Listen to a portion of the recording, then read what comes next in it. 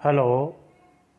Prince residential senior secondary school की online क्लासों में आप सभी का स्वागत है। मैं आर के शर्मा व्यवसाय अध्ययन का अध्यापक है। कक्षा 11वीं क्लास 10/10/2020 आज तारीख है। आपका जो चल रहा था वो हिंदू परिवार व्यवसाय के बारे में अपन चर्चा कर रहे थे कि हिंदू परिवार व्यवसाय क्या है, क्या है। इसके बारे में अपन ने 8 तारीख को पढ़ा कि हिंदू जो है व्यवसाय क्या है, क्या नहीं है। तो देखिए, इसके गुणों के बारे में अपन चर्चा की थी कि संयुक्त हिंदू परिवार के जो लिंग या समता या वास्तविकता क्या है, इसके बारे में अपन चर्चा करेंगे। आज अपने गुणों के बारे में चर्चा कर रहे थे कि हिंदू पे जो है संयुक्त हिंदू परिवार के जो गुण हैं कौन कौन से हैं। तो नंबर 1 गुण है वो मैंने आपको वो 8 तारीख को बता दिया कि प्रभावशाली नियंत्रण, स्थायित्व और सदस्यों का सीमित दायित्व। और उसके बाद और भी लक्षण हैं, निष्ठा और सहयोग में वृद्धि। निष्ठा और सहयोग में वृद्धि, ये जो बातें हैं वो अपने 8 तारीख को पढ़ा था। आज जो अपन पढ़ रहे हैं कि थोड़ा सा ये जो छूट गया था वो परिचय अपन पढ़ेंगे कि हिंदू उत्तराधिकार संशोधन बिल संसद में कब पारित किया गया और कब इसको लागू किया गया, इसके बारे में अपन चर्चा करेंगे। तो देखिए, हिंदू उत्तराधिकार संशोधन बिल संसद में 20 दिसंबर 2004 को प्रस्तुत किया गया। इसी के साथ ही राष्ट्रीय न्यून साझा कार्यक्रम के लिंग की समानता का वादा पूरा करने की दिशा में सरकार का एक कदम और बढ़ी। हिंदू उत्तराधिकार कानून 1956 के संशोधन का बिल पूर्वजों की संपत्ति की विरासत में स्त्रियों को समान अधिकार देता है, जो अब तक केवल पुरुषों को ही प्राप्त था। देखिए, जून 1956 में जो संशोधन बिल बना गया तो पूर्वजों की जो संपत्ति का जो है अधिकार है वो जो पहले पुरुषों को ही था, लेकिन 1956 में जो है महिलाओं को भी अधिकार दिया गया कि पूर्वजों की संपत्ति में अधिकार महिलाओं को भी मिलना चाहिए। स्त्रियों को समान अधिकार देता है, अब तक केवल पुरुषों को ही प्राप्त था। वास्तव में हिंदू उत्तराधिकार प्रस्तावित बिल के कानून बन जाने पर राष्ट्रीय महिला आयोग और नेशनल कमीशन फॉर वुमेन की सिफारिशों में लागू हो जाएगी, जिससे समाज में सामाजिक परिवर्तन लाने में काफ़ी सहायता मिलेगी।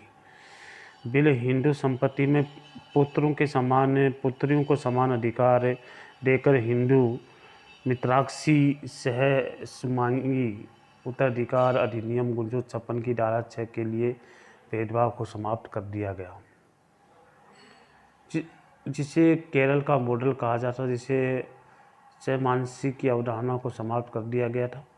और केरल संयुक्त परिवार पद्धति संशोधन कानून 2/1975 के अनुसार उत्तराधिकारों के पुरुष और स्त्री को जन्म के कारण संपत्ति में अधिकार नहीं मिलता है, वे मात्र किराएदार बन जाते हैं। मानव बंटवारा हो चुका हो।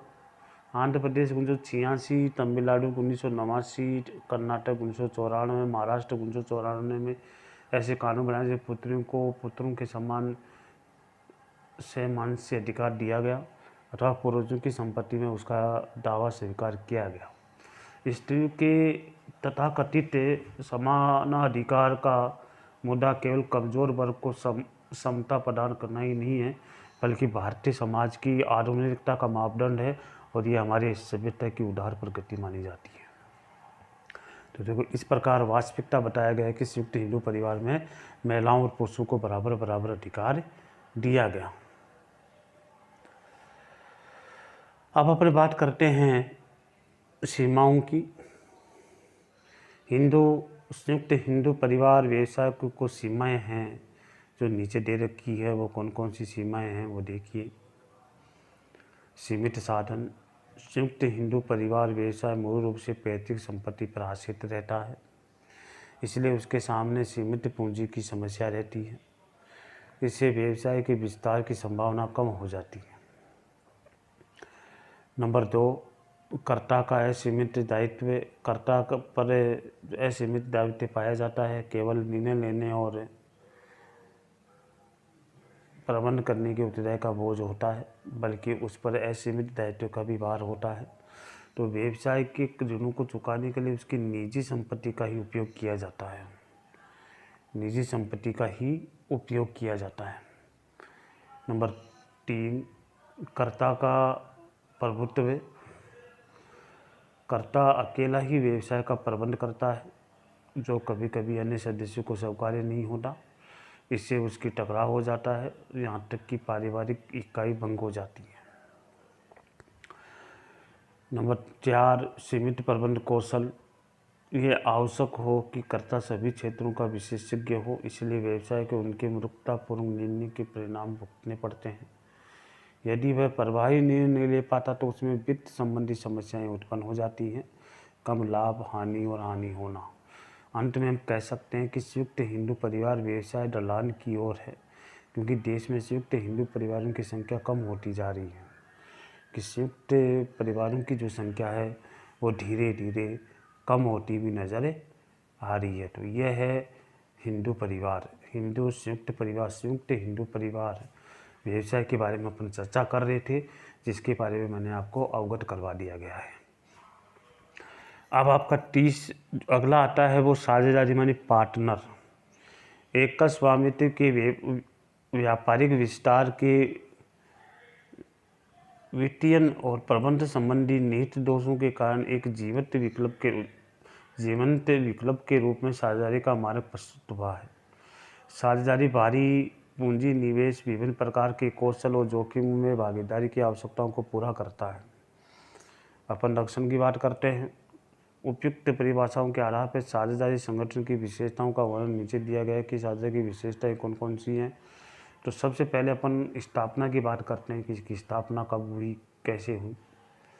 देखिए, व्यवसायिक संगठन का साझेदारी स्वरूप भारतीय साझेदारी अधिनियम 1932 द्वारा शासित किया गया है। साझेदारी कानून समझौते के परिणाम स्वरूप अस्तित्व में आती है, जिसमें साझेदारियों के मध्य संबंध, लाभ और हानि को बांटने एवं व्यवसाय के संचालन के तरीकों को निश्चित किया जाता है। विशिष्ट बात यह है कि व्यवसाय वैधानिक होना चाहिए तथा उसके संचालन का उद्देश्य लाभ कमाना होना चाहिए। अतः कोई दो व्यक्ति यदि धर्मार्थ सेवा के लिए एकजुट होते हैं तो वह साझेदारी नहीं होगी।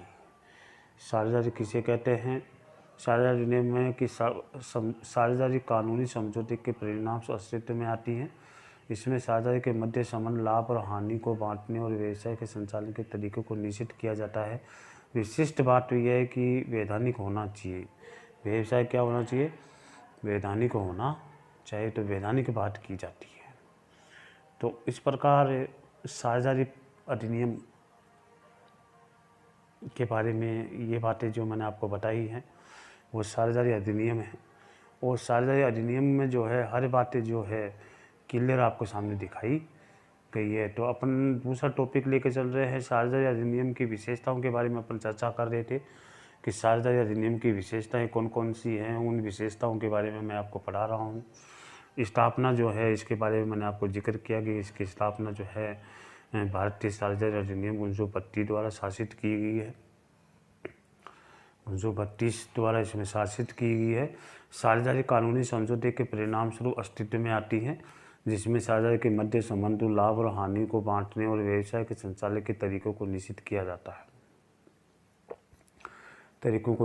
जाता है। विशिष्ट बात तो यह है कि व्यवसाय वैधानिक होना चाहिए। व्यवसाय कैसा होना चाहिए? वैधानिक होना चाहिए, कानूनी रूप से होना चाहिए, धर्मार्थ के लिए नहीं, उन्हें कानूनी रूप से होना चाहिए जो व्यवसाय में लाभ कमाया जा सके। तो इसलिए आज मैंने आपको संयुक्त हिंदू परिवार के व्यवसाय के सीमाओं के बारे में पढ़ाया। इसमें 4 सीमाएं हैं। पहली सीमा है सीमित साधन का इसमें प्रयोग होता है। कर्ता का है सीमित दायित्व पाया जाता है और कर्ता का प्रभुत्व इसमें देखने को मिलता है और सीमित प्रबंध कौशल भी देखने को मिलता है। तो इस प्रकार की जो है सीमाएं होती हैं। सीमित साधन, कर्ता है, सीमित दायित्व, कर्ता का प्रभुत्व और सीमित प्रबंध कौशल के बारे में इसमें मैंने आपके सामने चर्चा की है। तो देखिए, ये जो है संयुक्त हिंदू परिवार के बारे में बात है कि है। अब साझेदारी के बारे में मैंने आपको बताया है कि साझेदारी अधिनियम कब लागू किया, कैसे लागू किया, इसके बारे में मैंने आपके सामने चर्चा की है। इसलिए आज की क्लास में मैंने आपको जो संयुक्त हिंदू परिवार है उसके बारे में टॉपिक पूरा करवा दिया गया है और मैंने आपका दूसरा टॉपिक स्टार्ट करवा दिया गया है, साझेदारी अधिनियम क्या है, इसके बारे में मैंने आपके सामने चर्चा की। तो 11वीं क्लास के बच्चे जो आपके पास किताब जो है, किताब में से आप पहले पढ़ें और फिर मेरा वीडियो सुने, ताकि आपको अच्छे से समझ में आ जाएगा। फिर भी कोई समझ में नहीं आता तो आप मेरे से कांटेक्ट कर सकते हैं, नंबर के माध्यम से आप मेरे से पूछ सकते हैं जहाँ कोई समझ में नहीं आ रहा हो तो। जब तक के लिए आज की क्लास में इतना ही है। जय हिंद।